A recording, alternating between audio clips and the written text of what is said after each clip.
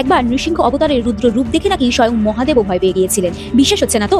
কিন্তু শিবপুরাণে বলা হয়েছে নৃসিংহ অবতার যখন হিরণ্যকশিপুকে বধ করে তার ক্রোধ এতটাই বেড়ে গিয়েছিল যে তিনি যদি চাইতেন তাহলে এই সম্পূর্ণ ব্রহ্মাণ্ডকে ধ্বংস করে দিতে পারতেন।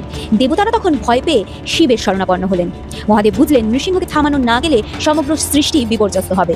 তাই তখন তিনি ধারণ করলেন তার সবচেয়ে ভয়ঙ্কর অবতার সরব অবতার। সরব অবতারে মহাদেবের অর্ধেক দেহ পক্ষীর এবং অর্ধেক দেহ সিংহের। তার ছিল বিশাল দুটি পাখা, এক তীক্ষ্ণ চঞ্চু, অন্তরের সম্পূর্ণ রুদ্র শক্তি।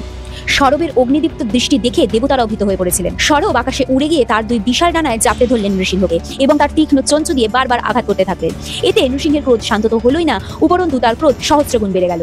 এবং তখন বিষ্ণু প্রকাশ করলেন তার সবচেয়ে রহস্যময় অবতার গণ্ডভেরুণ্ড, দুই মুখওয়ালা এক বিশাল পক্ষী, যার ডানার এক ঝাপটায় কেঁপে উঠল স্বর্গ মর্ত পাতাল। এরপর সরব আর গণ্ডভেরুণ্ডর মধ্যে এক ভয়ঙ্কর যুদ্ধ শুরু হলো। টানা 18 দিনের এই যুদ্ধে সমগ্র ব্রহ্মাণ্ড স্তব্ধ হয়ে গেল। শেষে গণ্ডভেরুণ্ড রূপে শ্রী বিষ্ণু জয়ী হলেন এবং মহাদেবের সরব অবতার পুনরায় দেবাদিদেবের মধ্যে লীন হয়ে গেল। আর অবশেষে গণ্ডভেরুণ্ড শান্ত হয়ে শ্রীহরির মধ্যে অবলীন হলেন। বন্ধুরা, এটা কোনো সাধারণ যুদ্ধ ছিল না, এই যুদ্ধ ছিল দুই চিরন্তন শক্তির মধ্যে। এই যুদ্ধ প্রমাণ করেছিল যখনই সৃষ্টি বেসামাল হবে তখনই দুই চিরন্তনী শক্তি একে অপরের মুখোমুখি এসে দাঁড়াবে।